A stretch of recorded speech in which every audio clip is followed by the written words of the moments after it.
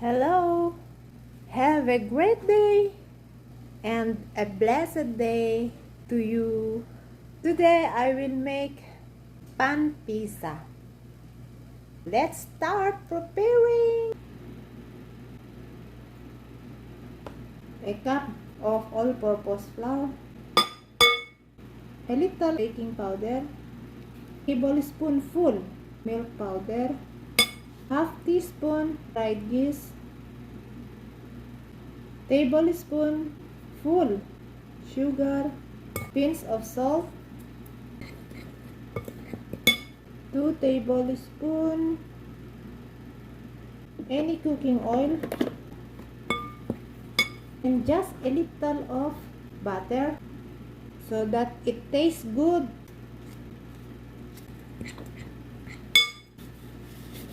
In order to have a soft and delicious pizza, put half cup of warm water.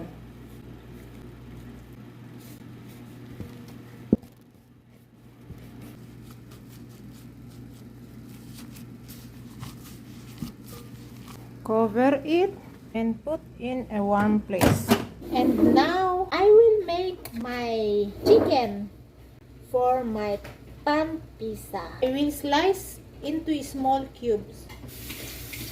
Put in here, and I will put just a little salt, black pepper, and a little of pizza seasoning, coriander powder, cumin powder, paprika powder, buharat musakkal or 7 spice Arabic, turmeric powder, yellow mustard,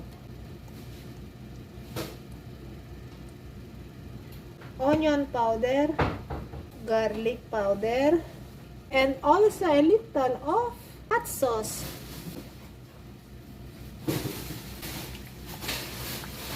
And then always taste it. If the salt is enough. Oh, good. I will fry now my chicken. I will put a little olive oil.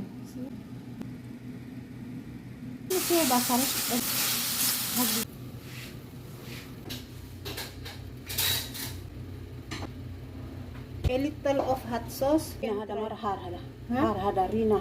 A pinch of black pepper. Pizza seasoning. Parmesan cheese. 1 tablespoon big. Because Parmesan cheese is good. A little of garlic powder. So it tastes delicious and yummy-licious. And always taste your sauce. It's good. A pinch of salt.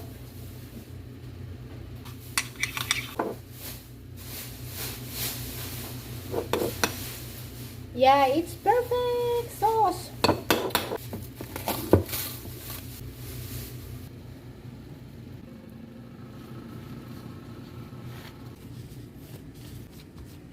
My sauce.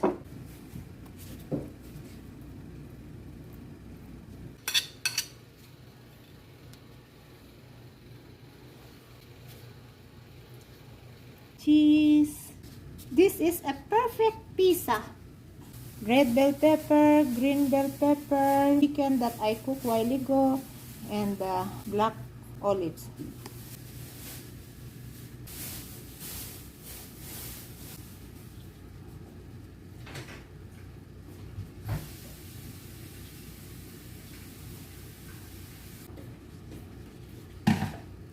So it's nice.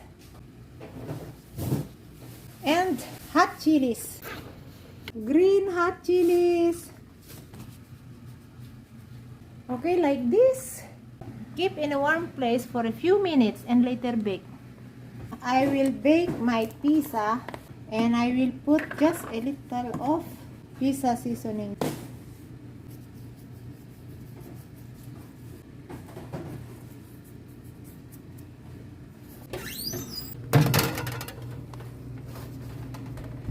Bake 30 minutes. Up and down. 180 degrees. My pizza.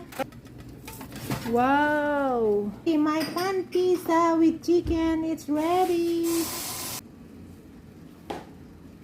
Yummy-licious.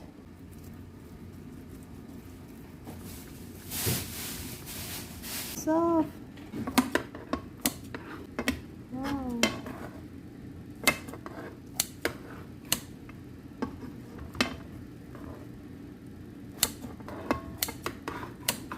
Wow. Very soft, very soft. Wow. Wow.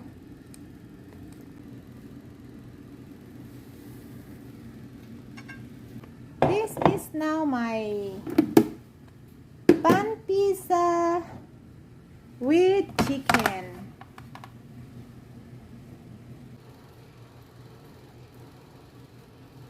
Ooh, very long, my pizza for you.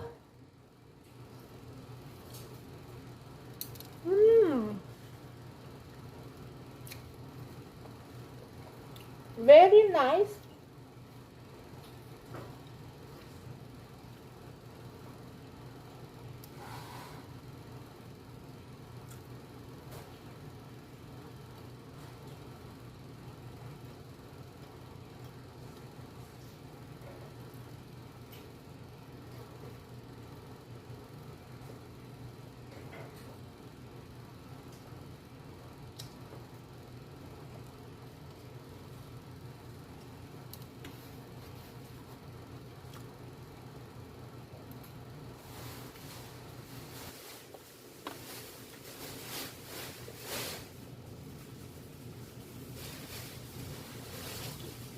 You can try it.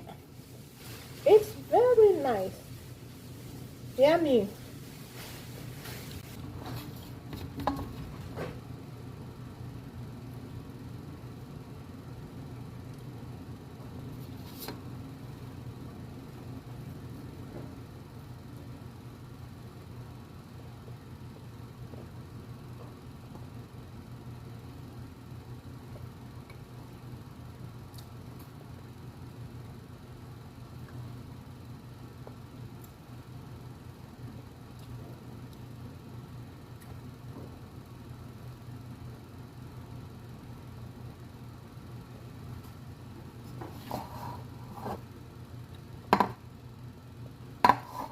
Try it. Thank you for watching. Don't forget to like and subscribe. And have a great day. Keep safe always. Bye. I love you.